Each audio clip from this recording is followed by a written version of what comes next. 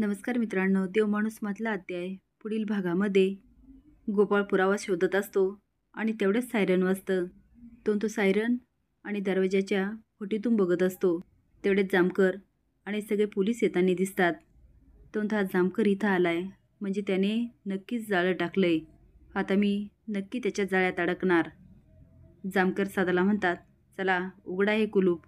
इकडे गोपाळ म्हणतो, मला नक्कीच काहीतरी केलं पाहिजे, नाहीतर याच्या ट्रॅपमध्ये मी अडकणार. सदा आता दाराचं कुलूप उघडत असतो. गोपाळ मागच्या दाराने पळायला लागतो आणि त्याचा धक्का लागून खुर्ची आडवी पडते. तो आवाज जामकरला जातो आणि जामकर पिस्तूल रोखतात.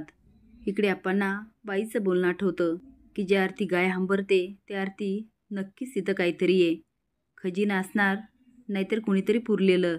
आता राहून राहून आपणला सारखं ते आठवतं आणि त्यामध्ये नरू आजी बोलते, अरे ज्या आरती गाय हंबरते त्या आरती तिने माधुरीचं काहीतरी वाईट बघितलं असणार. फुलाबाई म्हणते, आत्या अहो असं कसं बोलता माझ्या माधुरीविषयी? माझ्या माधुरीला काय बी झालं नसणार. आप्पा म्हणतात, ए म्हातारे जरा गब्बस की. आजी म्हणते, होय माझ्या गब्बसण्याने काय होणार आहे? असंच गप राहिलं ना ह्या घरामध्ये एकामागून एक मुडदे पडतील. गोपाळकडे हात करत म्हणतात, हा भामटाच सगळं करतोय. जेव्हा तुमचे मुडदे पाडील ना तेव्हा कळल. आता फुलाबाई तनतन करायला लागते आणि निघून जाते. गोपाळ आत जातो आणि म्हणतो, पुरावा काय पुरावा सोडला मी? आणि आर्याला ह्या लालीने काय सांगितलं असणार? तेवढ्यात लाली येते आणि म्हणते, काय हो तुम्ही एकटंच बडबडत राहता? पण ह्यावेळेस मात्र लाली आणि गोपाळ मोबाईलमध्ये कॅप्चर होत असतात.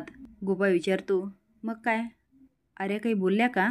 लाली म्हणते, काहीच नाही, पण त्या लई दुःखी होत्या. गोपाळ म्हणतो, का? लाली सांगते, त्या सांगत होत्या त्यांच्या नवऱ्याने त्यांना कसा त्रास दिला. त्यांचा भाऊ पण त्यांना काय फारसं बरं बघत नाही. आता सगळं गोपाळला खरं वाटतं. तो मनात म्हणतो, म्हणजे हे सांगितलं आर्याने, मी तर उगाचच घाबरलो. आणि लालीला सांगतो, जरा दूध आणता का? लाली म्हणते, आणत्या आणि निघून जाते. आता गोपाळ जातो आणि कपाटातून एक पावडरची डबी काढतो आणि खिशात ठेवतो. तेवढ्यात लाली येते आणि त्याला दूध देते. गोपाळ म्हणतो, जरा दार लावता का?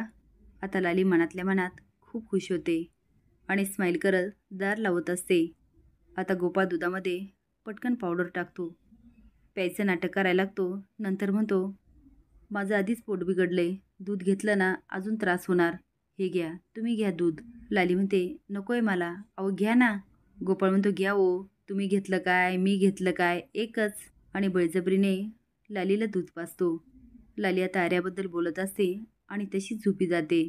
गोपाळ तिला सरळ करतो आणि तिच्या अंगावर पांघरून घालतो आणि आपण काय पुरावा शोधला हे शोधण्यासाठी जातो आणि नेमकी जामकरच्या कचाट्यात अडकतो.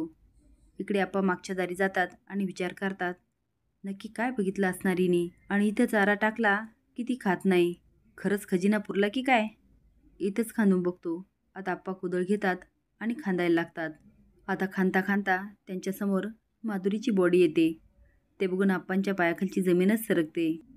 त्यांना जाणीव होते की समोर कुणीतरी उभा आहे.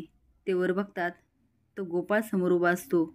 ह्यावेळेस मात्र त्याच्या कमरेवर हात आणि चेहऱ्यावर एक वेगळाच भाव दिसतो.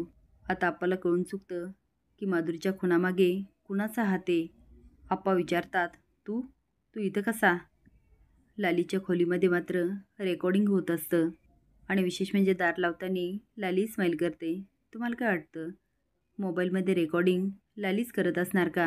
हे कमेंट बॉक्समध्ये नक्की सांगा. नवीन अपडेट जाण्यासाठी लाईक आणि सबस्क्राईब करा. धन्यवाद.